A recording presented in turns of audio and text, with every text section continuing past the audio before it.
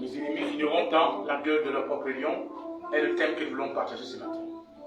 Je vais demander à ce qu'on lise le livre de Daniel chapitre 6, verset 1 au verset 29 qui va être pour nous le support que nous allons utiliser pour partager la communication que l'Esprit de Dieu a mis dans mon cœur ce matin.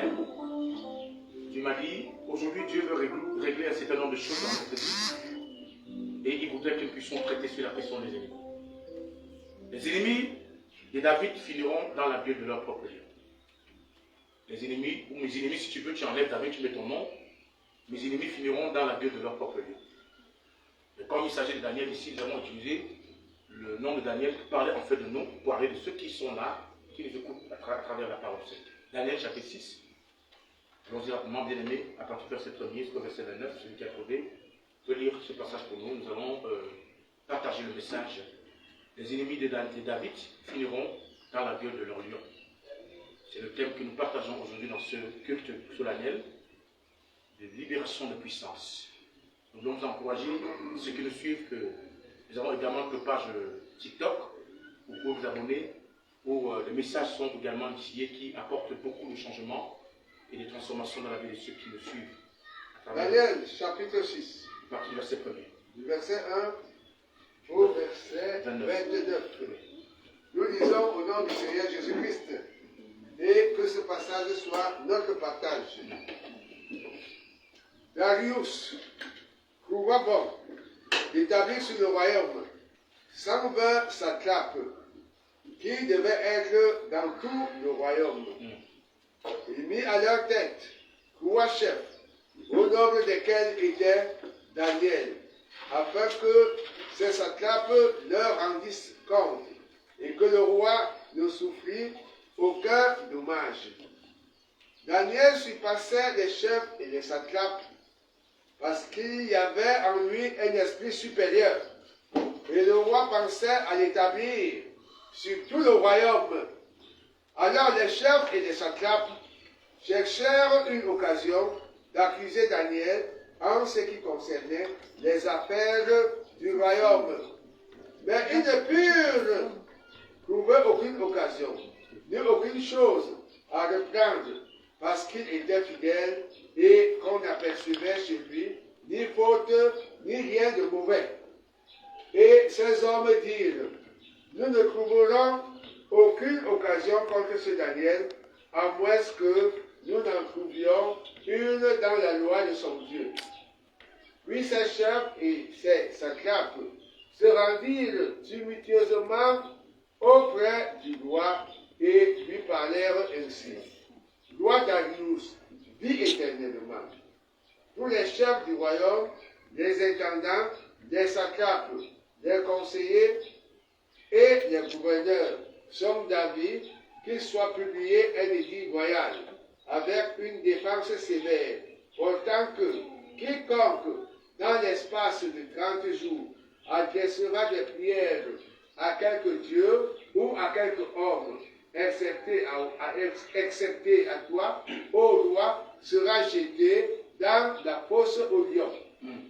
Maintenant, ô roi, confirme la défense et écris le décret afin qu'il soit irrévocable, selon la loi des Mèdes et des Perses, qui est immuable. Là-dessus, le roi Darius écrivit le décret et la défense. Lorsque Daniel sut que le décret était écrit, il se retira dans sa maison où les fenêtres de la chambre supérieure étaient ouvertes dans la direction de Jérusalem. Et 3 fois le jour, il se mettait à genoux, il priait et il louait son Dieu comme il le faisait auparavant. Alors ces hommes entrèrent tumultueusement et ils trouvèrent Daniel qui priait et invoquait son Dieu. Puis ils se présentèrent devant le roi et lui dirent au sujet de la défense royale. N'as-tu pas écrit une défense autant que quiconque dans l'espace de 30 jours adresserait des prières à quelque Dieu ou à quelque homme, excepté à toi, ô roi, serait jeté dans la fosse au lion.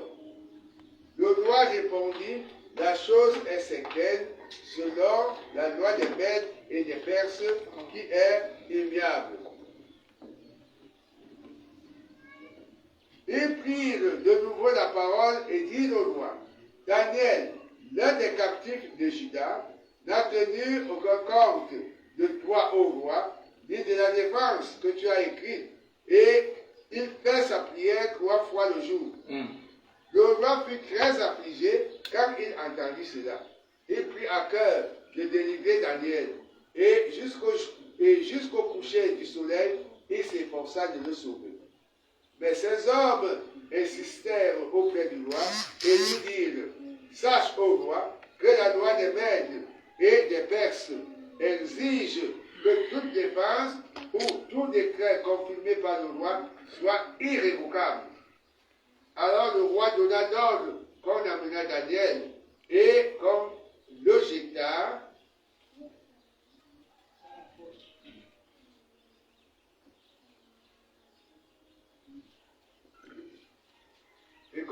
dans la fosse au lion. Le roi prit la parole et dit à Daniel, puisse ton Dieu, que tu sers avec persévérance, te délivrer. On apporta une pierre et on la mit sur l'ouverture de la fosse. Le roi la scella de son anneau et de l'anneau de ses grands, afin que rien ne fût changé à l'égard de Daniel. Le roi se rendit ensuite dans son palais. Il passa la nuit à jeûne.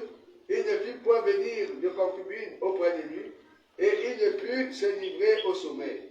Le roi se leva au point du jour, avec l'aurore, et il alla précipitamment à la fosse au lion. En s'approchant de la fosse, il appela Daniel d'une voix triste. Le roi prit la parole et dit à Daniel, Daniel, serviteur du Dieu vivant, ton Dieu que tu sers avec persévérance, a-t-il pu te délivrer des lions? Et Daniel dit au roi, roi, vis éternellement. Mon Dieu a envoyé son ange et fermé la gueule des lions qui ne m'ont fait aucun mal, parce que j'ai été trouvé innocent devant lui, et devant toi non plus, ô roi, je n'ai rien fait de mauvais. Alors le roi fut très joyeux, et il ordonna qu'on fit sortir Daniel de la fosse. Alléluia. Daniel fut retiré de la fosse, et on ne trouva sur lui aucune blessure, parce qu'il avait eu confiance en son Dieu. Le roi ordonna que ces hommes qui avaient accusé Daniel fussent amenés et jetés dans la fosse aux lions, eux, leurs enfants et leurs femmes. Alléluia. Et avant qu'ils puissent parvenir au fond de la fosse, les lions les saisirent et brisèrent tous leurs os. Après cela, le roi Darius écrivit à tous les peuples, à toutes les nations, aux hommes de toutes langues qui habitaient sur toute la terre, que la paix vous soit donnée avec abondance. Amen. J'ordonne que dans toute l'étendue de mon royaume, on ait de la crainte et de la frayeur pour le Dieu de Daniel, car il est le Dieu vivant. Amen. Et il subsiste éternellement. Son royaume ne sera jamais détruit et sa domination durera jusqu'à la fin. C'est lui qui délivre et qui sauve, qui opère des signes et des prodiges dans les cieux et sur la terre. C'est lui qui a délivré Daniel de la puissance des lions. Daniel prospéra sous le règne de Darius et sous le règne de Cyrus le Perse. Alléluia. Amen. Est-ce que nous pouvons donner une offrande d'acclamation à Jésus à la lecture de ce récit qui est assez émouvant. Amen. Soyez bénis parce que ce qui est arrivé avec Daniel dans ce récit est également ce qui va arriver dans ta vie et envers tes ennemis. Amen. Alors ce matin, le Seigneur m'a mis à cœur de partager avec vous, comme je disais tantôt, le thème, les ennemis de David finiront dans la gueule de leur lion. Amen. Bien-aimés, nous avons l'habitude généralement dans l'église, dans la foi chrétienne, de nous retrouver confrontés quant à ce qui concerne la question du mot ennemi dans la Bible. Et ça crée tellement de divisions, je peux le dire à un niveau, des mésententes d'ailleurs, parce que certains trouvent que il ne faut pas prier contre les ennemis, il ne faut pas vouloir du mal aux ennemis, il faut être bien avec ses ennemis. Ce matin, par la grâce de Dieu, nous voulons répondre à cette question, et les réponses que nous allons apporter vous aideront sûrement à comprendre, ou alors à voir la pensée de Dieu sur ce thème assez important. Mais avant toute chose, commençons avec la définition, je parle de la définition bibliologique. du mot ennemi. Alors, le mot ennemi, quand vous allez dans le cas du latin, c'est écrit dans le latin comme étant inimicos. Inimicos, d'après le livre de Romains chapitre 12, verset 19 à 20, qui parle des ennemis, signifie en réalité un individu ou un groupe de personnes qui est considéré comme étant agressif ou menaçant. Quand on parle d'un ennemi, en réalité, on parle d'une personne qui est agressive, une personne qui a une apparence menaçante, qui peut constituer un problème, une menace pour ta vie. Quand vous allez dans le cadre de la définition étymologique de ce terme, qui est un terme qui vient du latin inimicus, qui veut dire une personne ou un groupe de personnes dont l'attitude est considérée comme étant une attitude agressive ou qui ont un air menaçant. C'est ce qu'on appelle un ennemi. Alors, dans la Bible, donc, quand nous voyons sur le point numéro 2, la différence donc entre un ennemi et l'adversaire. Parce qu'en réalité, dans la Bible, il y a des expressions qui apparaissent continuellement, et donc beaucoup de personnes n'arrivent pas à faire la différence. Et quand vous n'arrivez donc pas à faire la différence, vous créez la confusion, et vous ne savez pas quelle attitude adopter quand vous êtes face à telle ou telle autre personne. Est-ce que la personne que j'ai devant moi est un ennemi, est un adversaire, ou alors est un instrument entre les mains de Dieu pour l'accomplissement des desseins de Dieu? Très important de comprendre. Alors, la différence donc entre le mot ennemi et le mot adversaire est contenue sur le fait que, en principe, en partie, les personnes qui sont nos adversaires sont des gens généralement qui ont des intérêts qui s'opposent à nos intérêts. Un adversaire, c'est celui qui a des intérêts opposés ou qui est en compétition avec moi. Une personne qui est en compétition avec toi ou qui a des intérêts qui sont opposés à des intérêts est considérée généralement comme étant une personne qui est un adversaire. Ou alors une personne qui est en conflit avec notre voix et qui n'a pas toujours, d'une manière ou d'une autre, ce n'est pas certainement celui qui a tort ou pas. Mais dès l'instant où j'ai quelqu'un qui ne pousse pas ma manière de penser, qui ne pousse pas ma manière de voir les choses, qui s'oppose, qui est concurrent, qui se concurrencie à moi, cette personne généralement est appelée un adversaire. Et dans le mot adversaire encore, quand vous allez dans la profondeur, vous allez voir dans la Bible, quand Jésus donne les noms à Satan, parmi les noms qu'il donne à Satan, l'un des noms qui qualifie le diable est le nom adversaire. Il dit, veillez donc et priez, parce que votre adversaire, le diable, rôde comme un lion rugissant, cherchant qui dévore. Alors, dans cette élan, nous voyons donc qu'il y a deux catégories d'adversaires. Il y a des adversaires qui sont des ennemis, et il y a des adversaires qui ne sont pas des ennemis. On va prendre par exemple le cadre politique. Nous avons dans notre pays plusieurs partis politiques, n'est-ce pas? Et on a un parti qui est au trône, au pouvoir. Et il y a des partis également qui ne sont pas là et qui sont adversaires avec ces partis. Mais le fait qu'ils soient adversaires ne veut pas dire seulement qu'ils soient des ennemis. Ils sont adversaires parce qu'ils n'ont pas les mêmes pensées, ils n'ont pas les mêmes idéologies, ils ont peut-être un intérêt commun qui est le Cameroun, qui veulent gouverner, mais ils n'ont pas toujours la même philosophie de gouvernance. Autrement, ils sont vus comme des adversaires. Mais est-ce que ces adversaires sont suffisamment qualifiés pour qu'on commence à bagarrer avec eux, au point de prendre des armes pour les tuer, parce qu'ils ne sont pas avec nous? Non.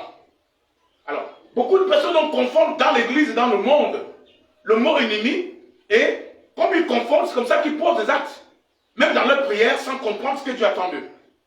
Celui qui est ton adversaire, qui n'a pas absolument la même pensée que toi, qui ne réfléchit pas comme toi, qui a une vision de choses contraire à ta vision de choses, mais qui ne veut pas ton mal, en réalité n'est pas ton ennemi, mais est simplement une personne qui est un adversaire, qui ne demande pas seulement qu'on la tue.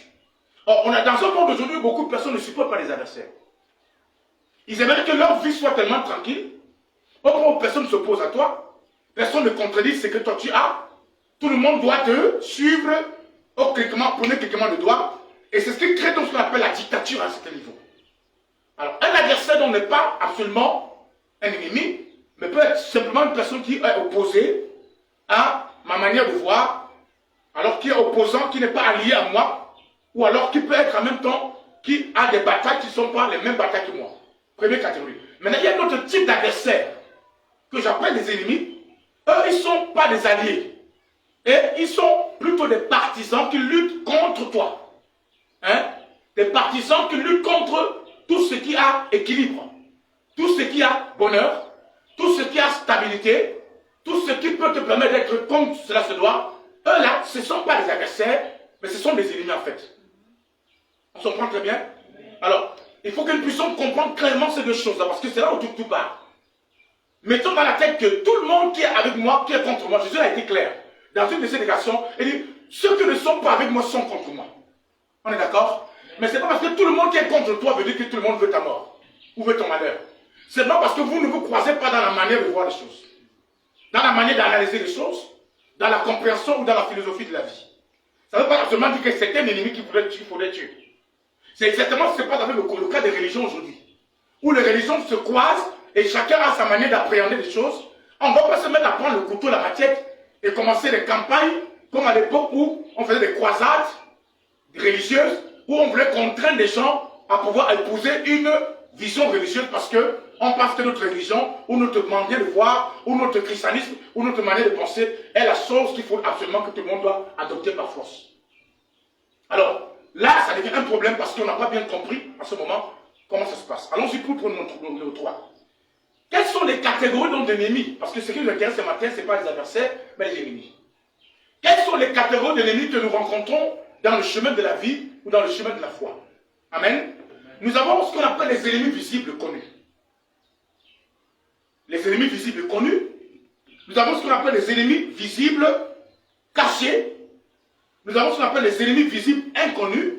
Et nous avons ce qu'on appelle les ennemis visibles connus. C'est-à-dire les 4 catégories d'ennemis que nous rencontrons. Quand Jésus dit, veillez et priez parce que votre ennemi, le diable, rôde. Qui de nous a déjà vu le diable physiquement? Personne. Nous ne le voyons pas physiquement. Mais Jésus pourtant nous interpelle, nous lance un cri très important pour que nous réalisions en fait que ce n'est pas parce que tu n'arrives pas à voir un ennemi que ça veut dire que cet ennemi n'existe pas. Ce n'est pas parce que tu n'arrives pas à identifier un ennemi, une menace, qui est en même temps appelé ennemi, que ça voudrait dire que s'il n'y a pas de menace. Jésus interpelle les disciples ici, et Paul parle clairement, et Paul a dit, et Pierre est venu également le répéter, que nous avons des ennemis, et ces ennemis, nous pouvons les connaître comme on ne peut pas les connaître. Parfois, ce sont des ennemis qui sont avec nous, qui mangent avec nous, mais qui ont été envoyés en mission pour s'opposer à quelque chose que nous devons faire. Et comme ils ne peuvent pas le faire étant à distance, il faut qu'ils s'approchent mieux de nous, qu'ils essaient de gagner notre affection, et en gagnant notre affection, ils auront maintenant la possibilité de mieux exécuter le plan qui a été préparé dans le monde, ou alors dans le noir. C'est la raison pour laquelle, en fait, Judas marchait avec Jésus, et il était le caissier de Jésus, il était le comptable de l'église, mais en réalité, il n'a jamais été l'ami de Jésus. Amen. Il était en train de travailler et il attendait le bon moment où il va livrer Jésus entre les mains de ses ennemis. Donc en réalité, il était ennemi de Jésus et ennemi de la cause de Jésus. Alors, une personne qui s'oppose au dessein de Dieu dans ta vie, une personne qui ne veut pas te voir avancer dans le couloir de ta destinée et accomplir ce pourquoi tu as été envoyé, on ne peut pas le considérer comme étant un adversaire, mais on le considère comme étant un ennemi. Amen. Alors, maintenant, pour que vous compreniez, il y a des ennemis que vous connaissez. Parce qu'une chose s'est produite, et vous avez peut-être identifié. Il y a des ennemis que nous ne connaissons pas, mais qui sont quand même réels. Et dont la menace est aussi importante que la menace de ceux qui sont connus. Maintenant, il y en a d'autres que nous ne connaissons pas. Et parmi ces ennemis, Paul nous parle des dominations, des principautés, des esprits méchants dans les lieux célestes, et en même temps, des agents masqués du monde des ténèbres qui ont reçu le mandat de Satan d'accomplir ses desseins sur cette terre. Ils sont là pour une mission claire. Faire avancer le monde des ténèbres et l'établir partout là où ils sont et terrasser ce qui n'est pas de la lumière. Alors, ils sont les ennemis, mais nous ne les connaissons pas. Et c'est quoi? Vraiment de prier pour que Dieu nous donne la capacité de discerner qui est ton ami et qui n'est pas ton ami. Qui est ton ennemi et qui est ton adversaire. C'est très important. Amen. Alors, allons-y sur le point numéro 4, très important. Là, nous allons retourner maintenant dans le récit que nous venons de lire, qui va nous aider à comprendre un peu de quoi nous parlons. Le dernier tableau du récit qui est lié au personnage de la Bible emblématique qu'on appelle Daniel, et qui est rempli, compté dans le cadre du royaume de Babylone, est un récit assez émouvant. Parce que là, nous allons directement au cœur de ce que nous sommes en train de traiter ce matin, la question des ennemis. Amen. Alors nous avons Daniel qui, au départ, en fait,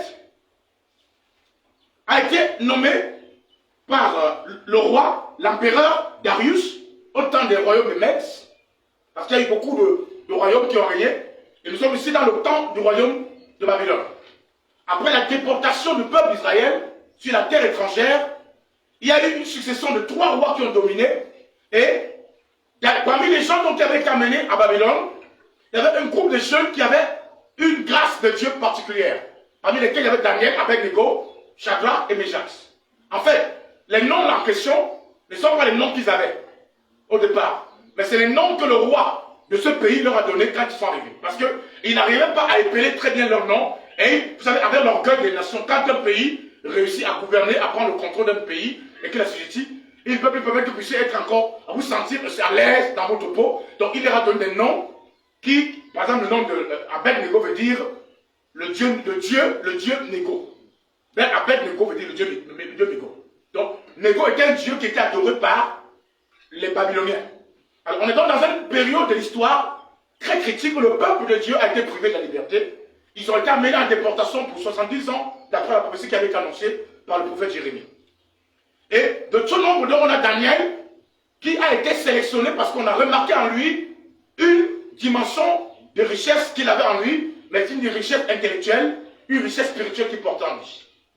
Non seulement il était prophète de Dieu, mais en plus, il avait une intelligence captivante qui pouvait l'amener à pouvoir administrer facilement les choses sans avoir besoin d'interpeller beaucoup de force et d'effort. Parce que Dieu l'avait doté d'une intelligence et d'une sagesse exceptionnelle. Alors, Belshazzar donc ici, donc le roi, l'empereur donc Darius, après avoir été amené par comment on appelle encore, par le roi Nebuchadnezzar, il est passé, après il y a eu Darius qui est venu, qui a également continué à travailler avec Daniel dans le cadre de son royaume et dans l'administration, travailler dans la cour royale. Après donc, Darius qui monte et qui représente en fait ici la culture, l'exaltation de la culture, ou alors la représentation de celui qui veut remplacer Dieu. On peut rentrer dans le verset 2, verset 4, Darius qui en fait est le fils d'Azirius, d'après le livre du chapitre 9, verset 1, Nebuchadnezzar et Belshazzar qui est rencontré dans le livre de Daniel chapitre 2, verset 4, qui rentre dans le cadre du 3e gouverneur, parmi les qui rentre en tant que 3e personne dans le gouvernement établi. Alors, nous voyons comment ce roi, quand il monte au pouvoir, il décide donc de choisir des personnes, en fait, sans plan, sans trappe, sans trappe qui avait été nommé, comme on peut dire, des ministres qui doivent être établis au niveau du pays.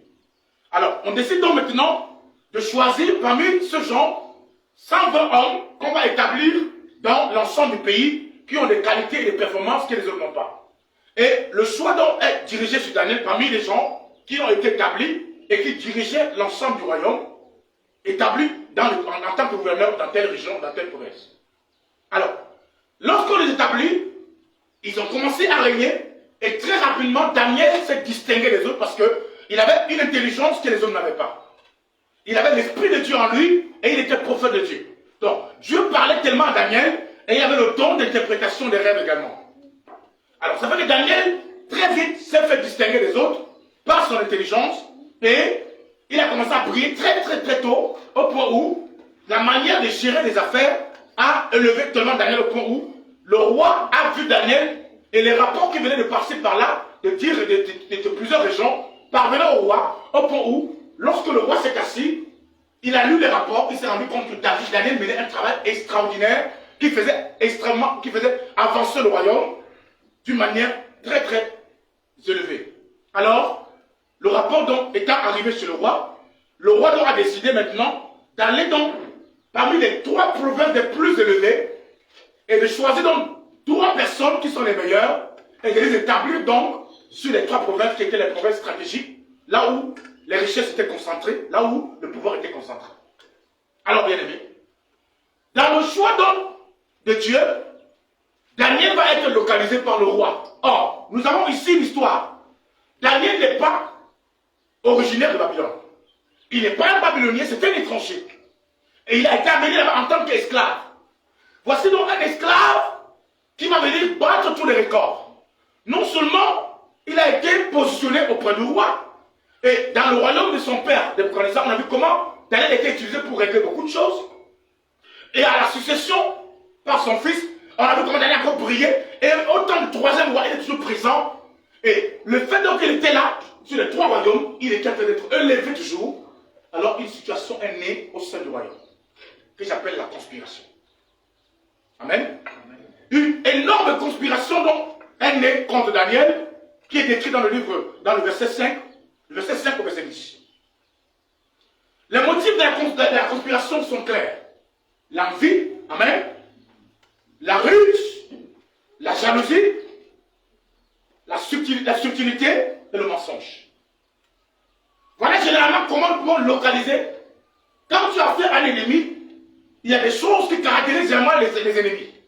Les ennemis sont toujours animés par des pensées d'envie, par des pensées de ruse, par des pensées de jalousie, par des pensées de subtilité, et par le mensonge qui les pousse généralement à poser des actions vis-à-vis de nous. Alors quand vous voulez identifier très facilement un ennemi, regardez les comportements que les gens affichent. Est-ce que ces personnes sont-elles envieuses? Est-ce que ces personnes manifestent-elles de la ruse dans les rapports que j'entretiens avec eux? Est-ce que ces personnes manifestent-elles de la jalousie expressive vis-à-vis de moi? Est-ce que ces personnes ont-ils un esprit de subtilité? Ou alors manifestent-ils de la subtilité vis-à-vis de nous? Ou alors mentent-ils derrière notre nom? Voici quelques caractéristiques que moi j'ai essayé d'établir pour me pouvoir repérer facilement les ennemis. Alléluia. Quand tu vois quelqu'un tu as un ami, tu as une femme, il a une femme. Amen. Mais qui passe la majeure partie de ton temps à apprécier ta femme mieux que sa propre femme. Il y a un problème. Et c'est vice-versa. Quand tu passes le temps à voir des gens, tu entends que l'autre personne, qui est l'ami de quel, est allée sortir avec la femme de son ami. Ou alors on fait quelque chose qu'on a vu, comme le cas qui est arrivé la dernière fois, on a parlé de la voisine qui a tué une fille à côté des voisins, l'histoire des voisins, qui est arrivée à la télé, qu'on a parlé partout dans les médias. Tu vas donc comprendre qu'en fait, le voisin en question n'a jamais été un adversaire pour lui. Mais c'était un ennemi caché, inconnu. Hein? Et pour connaître donc qu'il était ennemi, il entretenait une jalousie secrète, on appelle ça des jalousies secrètes. Il manifestait de la jalousie et de l'envie envers son voisin, mais de façon secrète. Et personne ne le savait. Et parfois, regardez, pour une petite chose qui est arrivée entre 2 enfants à la maison, ou une petite chose que le voisin ou ton enfant a fait, qui ne représente rien, la réaction de ton voisin ou de ta voisine peut t'amener à comprendre le niveau d'engagement ou alors le niveau de la haine que la personne a vis-à-vis de toi. Parce qu'on dirait qu'il a tué quelqu'un. Il a fait un crime, commis un crime. En fait, c'est un ennemi qui a cherché, que tu n'as pas localisé. Et c'est pourquoi il est important de prier Dieu pour que Dieu dévoile et expose tous ceux qui sont nos ennemis. Amen. Parce que quand un homme est entouré des ennemis, il a pas mieux d'être avoir des adversaires. Parce que l'adversaire, il va se manifester clairement pour te dire qu'il n'est pas avec toi. Il va te montrer sa pensée, il va te montrer qu'il ne pousse pas ce que tu fais. Mais les ennemis cachés, eux, ils sont plus dangereux. Parce qu'ils ne vont jamais te montrer leur vrai visage. Mais ils font un travail dans le silence qu'on appelle le travail de la conspiration. Et ils conspirent généralement en association avec des personnes qui sont tes ennemis. Ils se mélangent avec ceux qui veulent te voir tomber, avec ceux qui veulent te voir souffrir, avec ceux qui veulent te voir pleurer et gémir. Ils se mettent généralement avec ces personnes et ils font un travail dans le noir, mais toi tu ne le sais pas. Dieu m'a dit ce matin, parle les ennemis. Amen. Parle des ennemis. Alors, voici donc comment les gens qui combattent Daniel ne sont pas loin. Ce sont les gens qui sont dans le même gouvernement que Daniel. Qui, dans la matinée, viennent, ils acclament Daniel. Oh Daniel, mais vraiment Daniel, tu es énorme, tu es important, tu règnes bien, tu gères bien les choses. Hein. Ils apprécient Daniel, ils boivent avec Daniel, ils mangent avec lui, ils donnent des éloges à Daniel, mais dès qu'ils tournent le dos, ils ont le poignard derrière de Daniel. Ce sont eux qui disent, lui là, il pense qu'il est même qui. Il veut se montrer, il veut montrer qu'il est même quoi. Il pense qu'il dépasse qui. Et on a seulement ce problème qui est en train d'envahir le pays aujourd'hui. Trop tellement d'ennemis. Et il y a des gens qui se font des ennemis, parfois, même pour rien du tout. Hein? Le simple fait que tu es content, que tu as souri, on peut créer des ennemis autour de toi. Le simple fait que tu t'habilles simplement d'une manière différente des autres, parfois ce sont des ennemis autour de toi. Mais la réalité, c'est que ce n'est même pas ça la vraie raison. La vraie raison, c'est que la personne t'envie. La personne est jalouse de toi. La personne veut être à ta place. La personne veut avoir ce que toi tu as. La personne veut être toi. Mais comme elle ne veut pas être toi, elle mène donc une campagne d'intoxication qu'on appelle la conspiration pour te faire tomber, pour te faire souffrir, pour t'amener à pleurer en longueur de temps et que tu sois en train de souffrir même sans comprendre pourquoi tu souffres. Dieu va exposer les ennemis. Amen. Dieu, ce dimanche, c'est après ce que ici. La prière qu'on vient de faire ici, tous les ennemis seront exposés. Amen, Yahweh. Soit-ils de loin, connus et inconnus, ils seront tous exposés. Parce que Dieu va s'arranger à ce que des événements vont se succéder et ces événements vont les mettre en nu devant tout le monde et tout le monde saura que c'est lui l'ennemi ou c'est elle l'ennemi. Amen. Amen. Alléluia. Et Jésus a dit, j'aime de la Bible. Dans le livre de, je crois que c'est Lamentation, Dieu dit à Jérémie chapitre 1, il dit, quand les gens de ta maison, hein, te diront paix, amitié, qu'est-ce qu'il dit? Il dit, ne les crois pas. C'est ce qu'il dit dans la Bible. Il dit, ne les crois pas. Parce que le langage n'est pas que de la un langage super, comment on appelle ça? La supertige, un truc comme ça. Superfuge.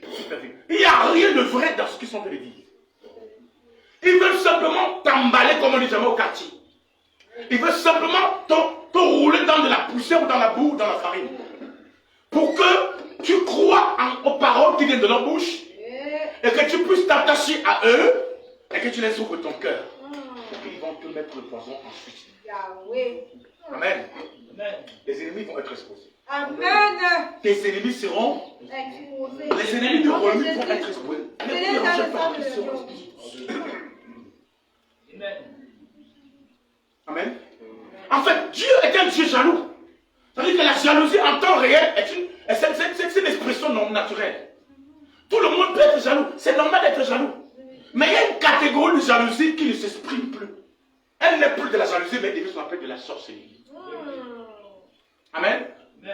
Un homme, Dieu dit, je suis jaloux de vous parce que je me suis acquis j'ai eu l'occasion, je vous ai reçu à prix de ma propre vie. Je vous ai racheté. Donc Dieu, c'est normal qu'il manifeste de la jalousie vis-à-vis de nous parce que, au lieu même d'avoir même de chercher à désirer être comme toi, parce que c'est normal, lui que soyez mes imitateurs comme je suis imitateur de Christ, mais lui veut même. On se comprend très bien? Si vous n'arrivez pas à faire la différence des choses, vous serez bloqué par le livre de Romains. Le Romains chapitre 12, verset 19 à 20. Parce que dans Romains chapitre 19, verset 12 à 19, qu'est-ce que Dieu dit? Si ton ennemi a faim, qu'est-ce qui va se faire? Donnez-lui à manger. Si ton ennemi a faim, donne-lui à Manger. Jésus a dit, quand vous priez, hein, priez pour vos ennemis. Mais il ne vous a pas dit de quel ennemi parle. Et comme vous ne connaissez pas, vous ne maîtrisez pas la Bible, vous prenez ce passage isolé pour dire que nous ne devons pas prier contre nos ennemis. Alors que quand nous rentrons dans le livre des psaumes, ça c'est quoi? Ça veut dire que nous voyons comment David est en train de faire la prière d'imprécation. Imprécation veut dire incantation. Moi je lis la Bible et j'étudie. Il fait la prière d'imprécation contre ses ennemis. Hein? Il demande comment Dieu doit les raser. Comment il faut qu'ils meurent après semaine. Comment il faut que leur descendants soient complètement rasés. Dans David prie. C'est psaume, il y a beaucoup de psaumes qui parlent de ça. Amen.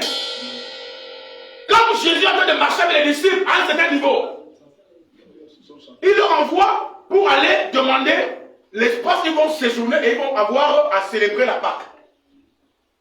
Ils sont allés dans 2 boucs qui étaient des petits endroits aménagés. Et on leur a pas donné la place là-bas. Les disciples se sont mis en colère. Et ils sont venus, Seigneur, nous avons demandé qu'on nous donne l'emplacement à tel endroit parce qu'on voulait construire un endroit pour venir faire la célébration. On a refusé. Seigneur, donne-nous le trésor, on va le feu, on va les tuer. Qu'est-ce que Jésus a dit? Vous ne savez pas l'esprit que vous avez. Vous voulez tuer tout le monde? Parce que quelqu'un t'a refusé, parce que tu allais prêcher l'évangile, tu as remis le flash à quelqu'un, quelqu'un a dit le pauvre va t'offrir, comment tu vas payer pour qu'il meure? Non. Amen. C'est parce que tu allais prêcher Jésus à quelqu'un et qu'il n'a pas voulu t'écouter, tu vas te dire non, tu ne pries pas pour qu'elle meure. Ce n'est pas un ennemi, c'est une créature de Dieu enchaînée par le diable. Que le diable ne veut pas qu'il puisse voir la clarté de l'évangile, l'importance de l'évangile, l'importance de l'évangile. Ça veut dire que quand toi tu lui parles, lui te voit comme un mort vivant, alors que c'est lui qui est mort vivant.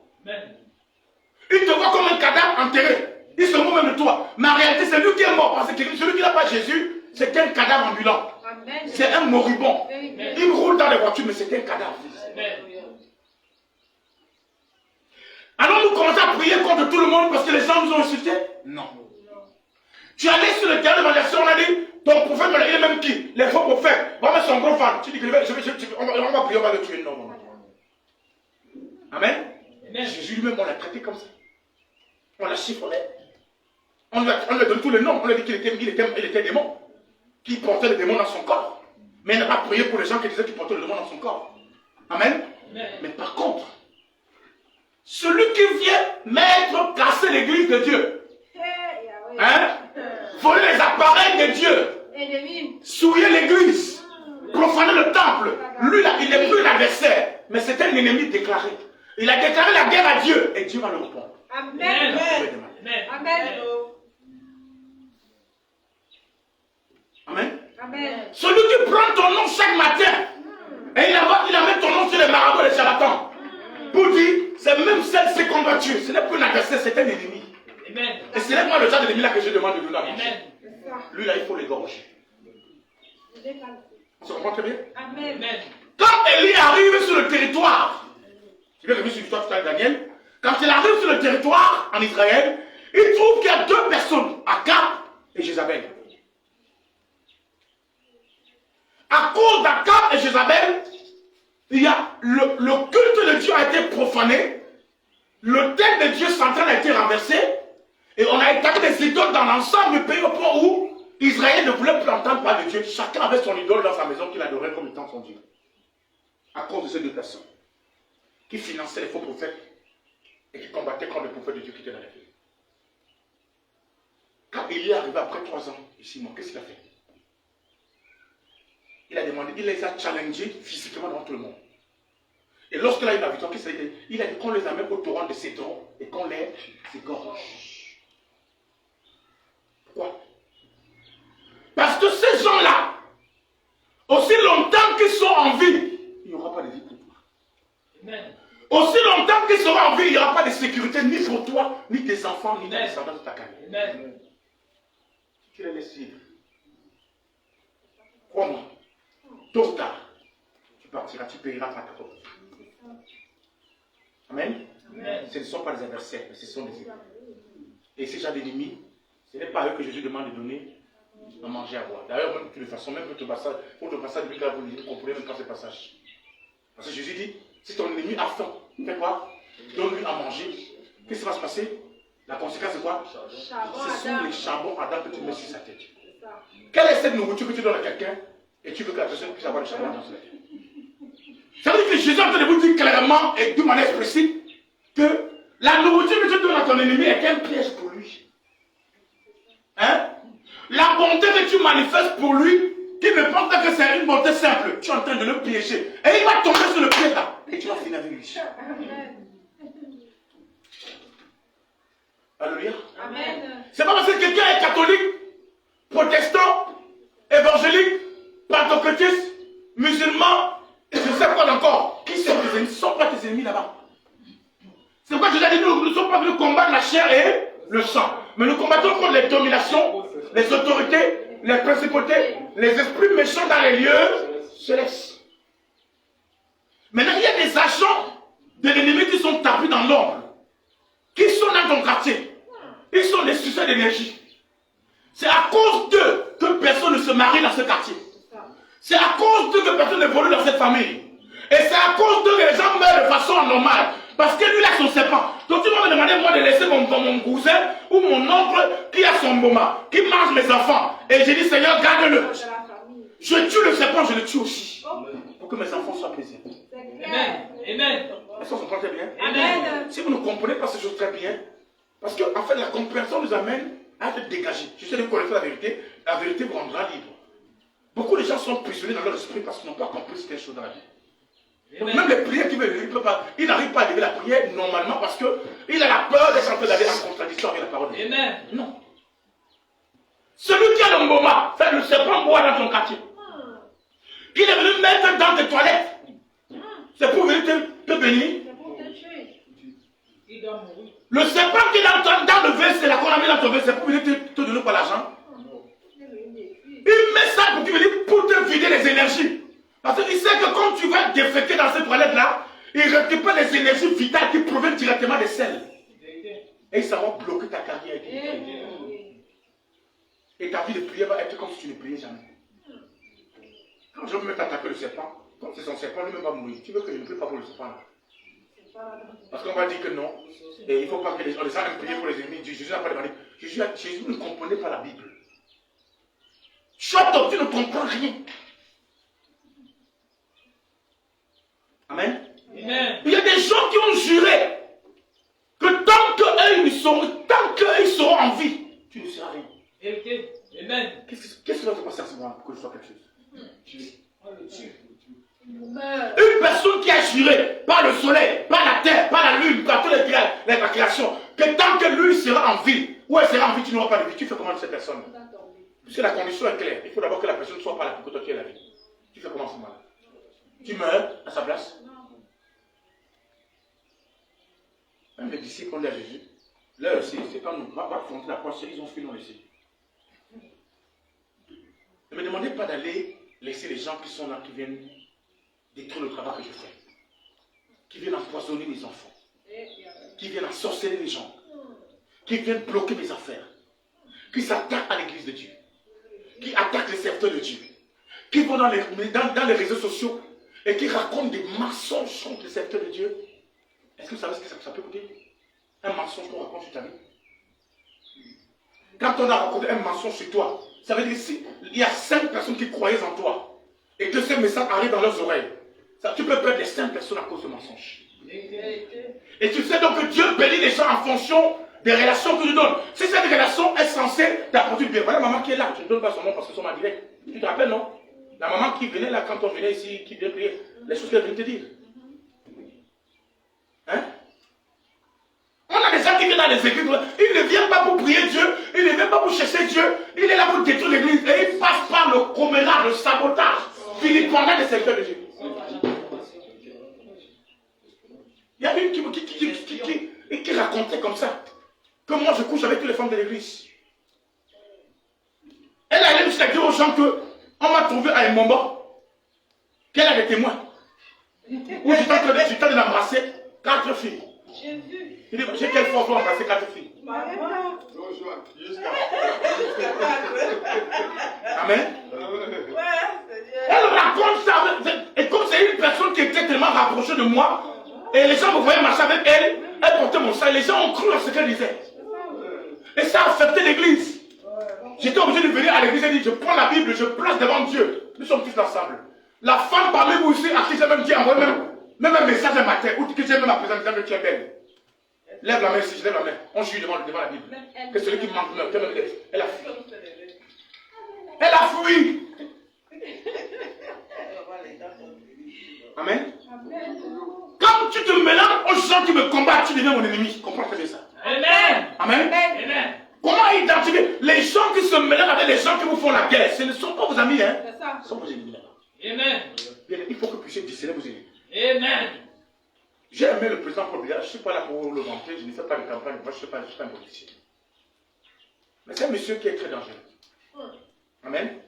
Parce que quand vous regardez la manière que ce monsieur marche, comment il fonctionne, et les gens qui l'entourent, tu vas être choqué. Tu vas dire, telle autre personne là, c'était son ennemi juré. Tel autre encore, celui qui faisait des campagnes d'intoxication. Le gars les a tous récupérés pour les amener à côté de lui. Et il a positionné les gens, il a créé des situations pour les mettre dans un état. Donner la marche. Amen. Donner, on prend 100 millions, te donne. 200 millions, te donne. Amen. Le jour où tu vas te livrer, je mets les 200 millions pour te donner. Alors tu parles pour nous. C'est sa part de stratégie. Mais moi, je n'ai pas les moyens de sa politique pour faire comme lui. Je préfère que mon ennemi soit très loin de moi. Qu'il soit très loin de eux. Parce que tu vas te réveiller le matin, pensant que celui avec qui tu as dormi, c'était ton ami, alors que c'était ton assassin. On a déjà connu le revolver dans ton oreille. On a des femmes sorcières qu'on épouse, excusez-moi les dames, qui aujourd'hui n'ont plus d'amour, mais qui t'ont calculé pendant des années. Ils se sont rendus compte que tu as l'argent, c'est ton argent qu'elle cherche. Elle ne t'aime pas, c'est ton ennemi juré là-bas que tu dors. Elle attend que le moment précis, l'opportunité. Quand elle sait que tu vas lui confier tous les secrets, surtout tous les comptes bancaires. Mais quand il vient le compte bancaire, pas pour dire à tes ennemis, venez filer avec lui. Comme Dieu l'a fait. Oh, mon chéri, mais comment tu me fais comme ça? Et tu es le chouchou de mon cœur. Et tu ne veux pas me dire là où vient ta force. Elle a réussi à endormir Samson, un homme fort. Et le gars a pris tous les intérêts, les informations qu'il avait, il a confié à la femme. Je crois souvent à ce que mon grand-père disait souvent un jour que, en fait, mon papa disait souvent que ce n'est pas toutes les informations qu'il faut mettre à la disposition d'une femme. Je suis d'accord avec ça. Amen. Quand on est leader, on m'a enseigné qu'un leader n'est pas tenu de dire tout ce qu'il fait, mais il est par contre tenu à pouvoir rendre compte de tous les engagements, toutes les décisions qu'il a prises de la vie. Quand un leader prend des engagements, il est censé respecter ses engagements. Mais le leader ne prend pas toutes les informations pour mettre à la disposition de tout le monde. Parce que tout le monde n'est pas au même pied de la gestion des informations que tu as. Amen. Il y a un homme de Dieu, je connais, qui avait une grande église. Chaque fois qu'elle venait à l'église, on dit on va confesser les péchés. Le gars, oh Seigneur, je te demande pardon. Seigneur, je te demande pardon parce que la sœur que je l'ai convoitée. Je te demande pardon parce que l'autre maman, je l'ai convoitée. L'homme de Dieu confessait tranquillement, naturellement, comme ça, disant qu'il avait convoité. En fait, les gens n'entendaient pas bien les confessions du pasteur. Comment l'homme de Dieu dit qu'il a convoité la sœur? Comment il a convoité quelle femme? Ça a commencé à détruire la foi des autres chrétiens qui le prenaient comme étant un modèle, comme étant Jésus. Parce que les gens ont eu une fixation sur les hommes de Dieu, qu'eux ils sont des modèles parfaits. Ils ne doivent pas commettre des erreurs. Tout le monde peut commettre, mais toi l'homme de Dieu, on ne va pas te trouver que tu... Eh non, on ne pardonne pas ça. On ne va pas, même si ça peut être 40 ans, on va te rappeler ce que tu as fait. Amen. L'église s'est gâtée parce qu'il venait confesser ses péchés en disant qu'il a convaincu, il n'a rien fait. Mais il confesse seulement qu'il a gagné tel seul frère. Il y a des informations qu'on ne met pas à la disposition de tout le monde. Il y a des confessions qu'on ne fait pas devant les enfants. Quand l'homme de Dieu, papa Zacharie, quand il a commencé à ministère, beaucoup de gens sont détruits parce que quand on parle de confession, beaucoup de gens viennent dire, moi j'ai volé la banque. Tu viens dire à l'église si tu as volé la banque. L'argent est parti où? Tu veux déposer l'argent dans le tourne. Ah, c'est le pasteur qui t'a donné. On va venir porter plein de... Il faut savoir gérer les informations. Ce n'est pas toute chose qu'on met à la disposition de tout le monde. Manque de connaissances. L'immaturité spirituelle. Amen. Alors, voilà comment les ennemis décident. Parce que Daniel n'a rien fait. Le roi est en train de soupçonner. Il pensait simplement vouloir nommer Daniel comme étant le premier de tous ces conseillers du roi, qu'on appelle les satrapes, qui devaient occuper la position la plus importante dans le pays. C'est un étranger, un juif, un esclave. Donc tu viens dans notre pays, tu prends la position que nous avons. Maintenant on veut te donner la place. Ils ont dit que non. Et ils ont commencé à conspirer contre lui à cause de l'envie, de la jalousie, à cause de la subtilité et à cause des mensonges. Ils ont fabriqué des mensonges. Daniel. Et comme cela ne suffisait pas, ils sont allés ce qu'on appelle les accords secrets. Les accords secrets. Les ennemis ont toujours des accords secrets forts. Ils s'asseyent et ils complotent secrètement contre toi. Ils s'entendent contre toi.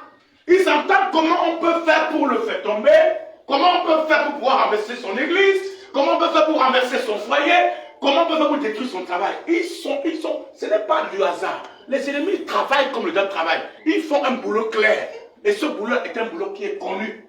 C'est ce qu'ils font. Il n'y a pas d'accident là. Tous les coups de vol qu'on a passés, on reçoit, ce n'est pas un accident, frère. C'est ça.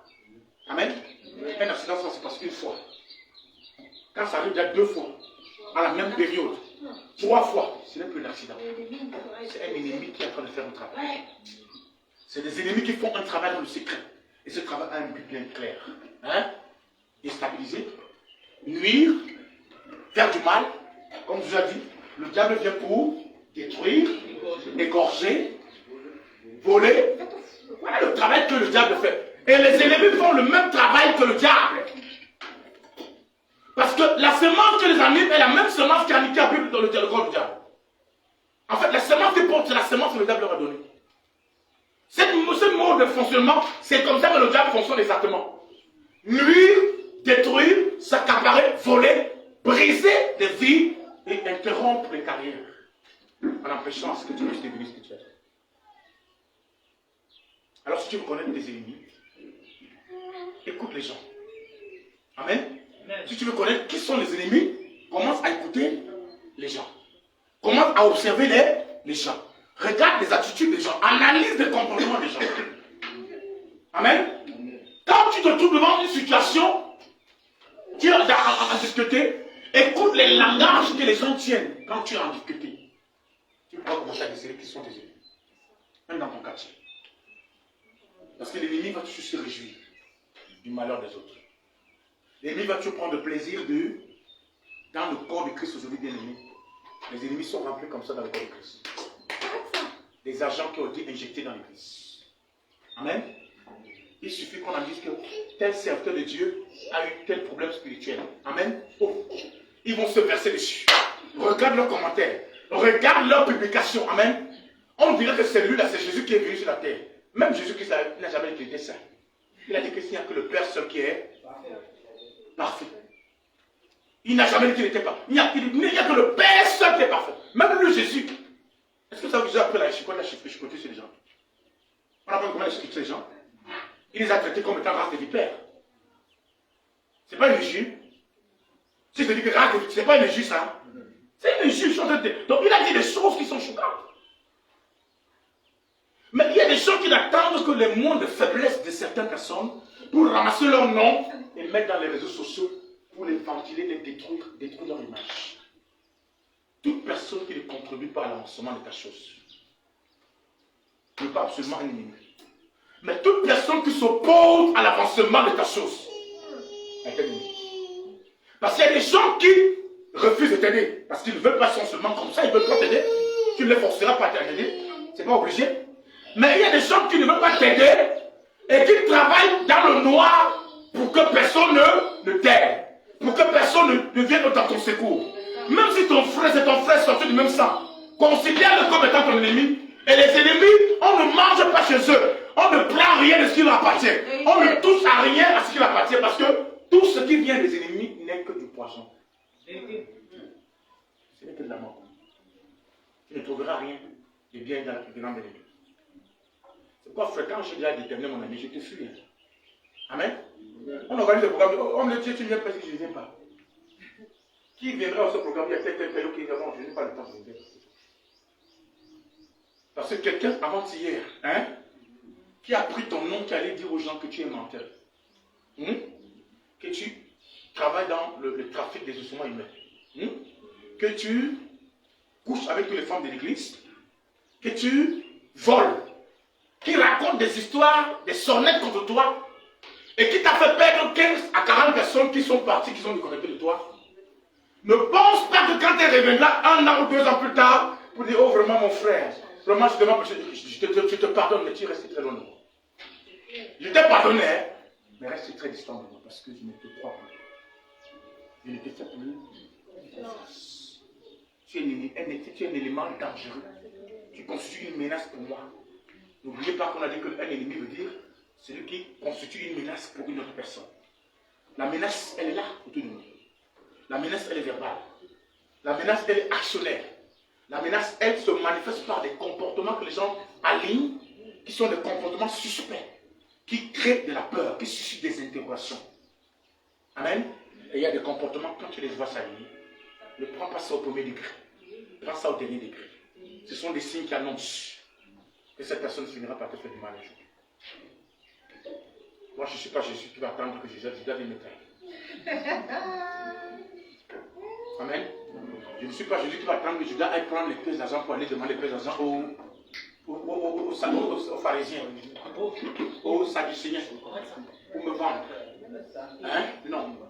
Je dois finir avec Judas avant que lui finisse avec toi. Amen. Et je vais m'occuper de Judas cette fois-ci. Et les Judas de ta vie, tu dois t'occuper d'eux. Amen. Tu dois prendre position par rapport à ça. Amen. Le Fils de l'homme a été humilié une seule fois. C'est terminé comme ça. L'humiliation doit plus revenir. Quand quelqu'un te parle, pour la dire, nous ne connaissons plus les gens selon la chair. Nous connaissons les gens selon l'esprit. C'est-à-dire que tu prends les paroles que quelqu'un te dit. Tu amènes ça dans le scanner du Saint-Esprit. Tu dis, Saint-Esprit, scanne les paroles de ces gars-là. Tu as vu comment je te parlais d'avant une fois, non? Et que ne crois pas, pas scanner ces gens. Scanne-le, parce qu'il y a des gens qui sont des ennemis. Tu ne sais pas. Il a peur de t'exploiter dans le reste spirituel. Il utilise tes talents, mais il ne veut pas te voir là aussi. Hein? On les rencontre. Dans l'église, Saül était l'ennemi de David. Hein? C'est lui qui a recruté David, non? C'est lui qui a ouvert les portes de David, non? Mais c'est lui qui avait tué, quand il parlait avec le gars, la lance derrière. Comme un vrai étonnement. Ils sont assis sur la table de demander, le gars a caché la lance. Lisez la Bible. La lance était cachée derrière. Il demande à son fils, où est David? Pourquoi est-ce qu'il n'est pas venu ici pour manger chez le roi? Son fils lui dit que non, David est resté dans la forêt. Pourquoi? C'est moi qui l'ai dit. Il a lancé la lance sur son fils. Un homme prend la lance sur son fils. Pourquoi? Parce que David devait tuer David ce jour-là. David n'est pas venu. Quelqu'un commence à dire, je vais te montrer, et tu prends ça à la blague. Quand tu as déjà dit que tu veux te montrer, amen. Moi, on m'a enseigné que un être humain, les paroles d'un homme, hein, quand je t'apprends que les paroles d'un être humain, il ne faut jamais les prendre à la légère. Quand quelqu'un dit, je vais te montrer, amen, considère ça d'abord au plus haut niveau, au plus profond des degrés. Quitte à ce que tu prends les dispositions pour que ce qu'il a dit là paraisse comme étant inutile, mais ne prends jamais à la légère, c'est ce que les gens disent. Pourquoi l'ennemi qui tire en rien avec toi? Il te fait du mal en blaguant avec toi. Amen. Il te fait du mal en te disant comment il va te faire du mal. Et toi tu as pris ça à la légère. Je ne m'amuse pas, bien aimé, avec les ennemis. Je ne blague pas avec les ennemis. Tu peux être mon adversaire parce que tu as tes manières de voir. C'est une chose. Tu peux être mon adversaire parce que tu as ta manière de voir les choses. Ça se comprend. Mais quand tu deviens mon ennemi et que tu te lis et que moi je m'en vais considérer celui que je considère comme ami avec mon ennemi, je vais prendre distance avec toi parce que je ne sais pas ce que je te dis là-bas. Je ne sais pas que vous avez contacté ensemble. Peut-être que vous préparez déjà comment vous allez me mettre dans la fosse. On ne sait pas. Ils se sont assis et ils ont réfléchi comment faire pour faire tomber. Les ennemis réfléchissent toujours comment faire pour te faire du mal. Quelles sont les faiblesses d'André? C'est les hommes, amen. Alléluia. Amen. Le gars s'il aime trop le foufou, c'est les hommes qui j'ai pris. Hein? Le gars s'il aime telle chose, ils vont réfléchir comment t'attirer dans un endroit où tu auras contact avec ce foufou pour finir avec toi. Ils ont dit Daniel, qu'est-ce qu'on peut trouver?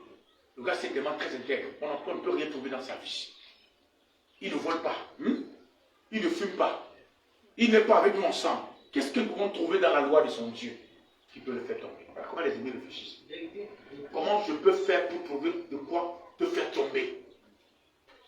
Et malheureusement dans l'église a plus d'ennemis aujourd'hui que les amis de l'église.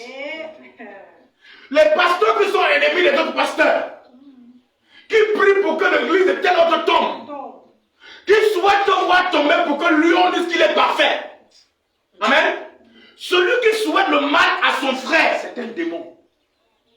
Pas la question. Si tu souhaites le mal à un frère, à une soeur, pour que le mal lui arrive, alors qu'il ne t'a rien fait, tu es un sorcier. Et tu es l'ennemi de l'église. Le Seigneur va t'exposer. Amen. Il va te traiter. Amen. Ouais, pourquoi je n'entre jamais dans les débats? La dernière fois, quand j'ai fait un post, quand il y a les affaires de le pasteur, on appelle comment? Le pasteur congolais, on parle. Hein? Tu Marcy. Quand les histoires de Marcelo ont commencé, les gens parlent. Je n'ai pas dit, moi je ne parle pas des choses que je ne connais pas. Je ne dois pas avec Tunassi. Je n'ai pas été témoin quand Tunassi dit qu'il allait prendre les gris pour tuer sa femme. Je n'étais pas présent. Hein? Je ne parle pas des choses parce que ce que tu as de dire aujourd'hui, attention, demain ça peut t'arriver toi-même. Et puis la personne. On va dire que donc si tu as tué ta femme, donc si tu as tué ton mari, hein? Je n'entre pas dans ce débat. C'est pourquoi j'ai dit, Seigneur, parle-moi de cet homme. Dieu va plutôt parler d'une conspiration qu'on veut. Et c'est ce que j'ai publié. Je dis que fils, fasse attention. Et certains qui n'ont pas compris comment ça me se dit. Il faut relire clairement. Ma publication est claire. Je ne connais pas Tunassi pour commencer à aller parler des affaires de Tunassi. Je ne connais pas Ekane pour aller commencer à parler des choses de Ekane. Amen. Mais il y a des comportements que les gens peuvent afficher, peuvent poser, qui sont aussi clairs, qui peuvent susciter ce qu'on appelle les réactions des gens. Parce qu'ils sont des êtres humains. Et je peux ne pas être d'accord avec ce que tu as fait, mais ça ne veut pas dire que je suis ton ennemi. Je peux critiquer ce que tu as fait, parce qu'il y a des critiques qui sont constructives, il y a des critiques qui sont destructives. Si j'ai critiqué parce que cette chose m'énerve et elle ne peut pas l'œuvre de Dieu avancer, ça ne veut pas dire que je suis ton ennemi. J'ai seulement porté critique pour que tu changes cette manière de faire. Ça ne veut pas dire que je suis ton ennemi. Alors faisons très attention pour ne pas confondre les choses. Est-ce que porter critique dans une chose veut dire qu'on est ennemi? Non. Amen. Si quelqu'un te porte critique, ça ne veut pas dire absolument que la personne est ton ennemi. Peut-être derrière cette critique, Dieu est en train de vouloir te parler.